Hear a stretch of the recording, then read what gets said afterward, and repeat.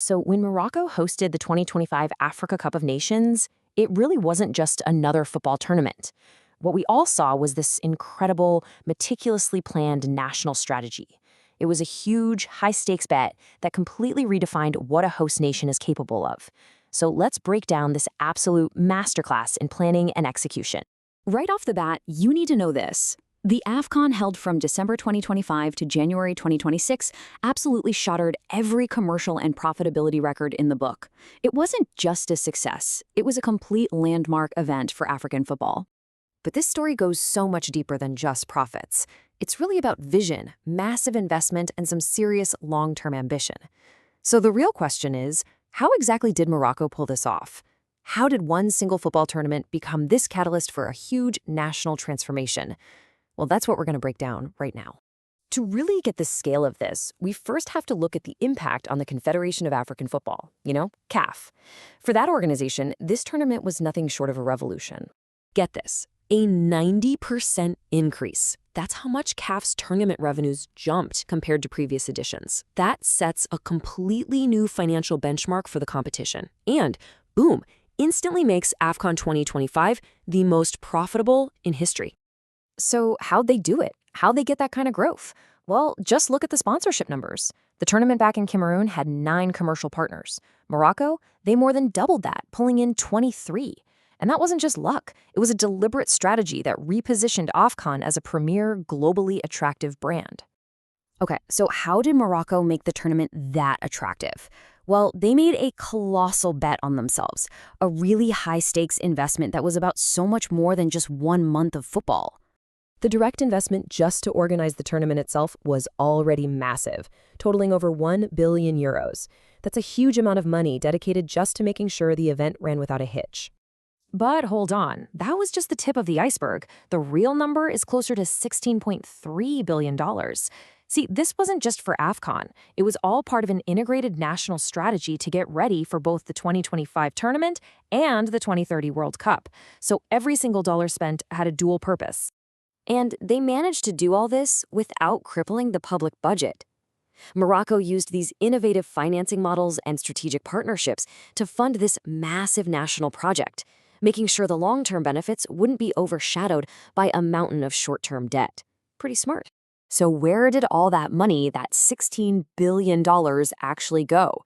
Well, it went into this absolutely breathtaking infrastructure overhaul that completely transformed the country. We're talking about roughly 20 billion dirhams for stadiums, a staggering 96 billion for railways, 38 billion for airports, and another 12.5 billion just for highways. And these aren't just numbers on a page. They represent a fundamental upgrade to the country's entire core infrastructure. The ambition here was just immense. 9 official stadiums, 24 dedicated training grounds, so every single team had their own private facility. And then the jewel in the crown, a brand new 113,000-seat mega stadium. Oh, and they also added a new 430-kilometer high-speed rail line connecting key cities. This was nation-building on an absolutely epic scale. An investment that big has got to have a payoff, right? So let's shift to the returns and see how Morocco basically hit an economic grand slam. The immediate return was crystal clear. The direct costs of over 1 billion euros were immediately covered by the direct revenue from tourism and all the visitor spending during the tournament. So from a purely financial standpoint, the event paid for itself right away. But the impact also just rippled through the entire domestic economy. It sparked this massive boom in consumption. General sales shot up by 30%, car sales by over 35%, and air traffic into the host cities increased by nearly 11%. The entire country could feel that economic energy. And what about the human impact? Well, all of this activity, the construction, the hospitality, the logistics, it created approximately 100,000 jobs in sectors both directly and indirectly tied to the tournament prep. This success was also shared with local businesses, which is huge. More than 3,000 Moroccan companies got to participate in projects connected to the tournament. That made sure the investment was spread throughout the local economy, and it really empowered those small and medium-sized businesses. So the short-term gains were obvious.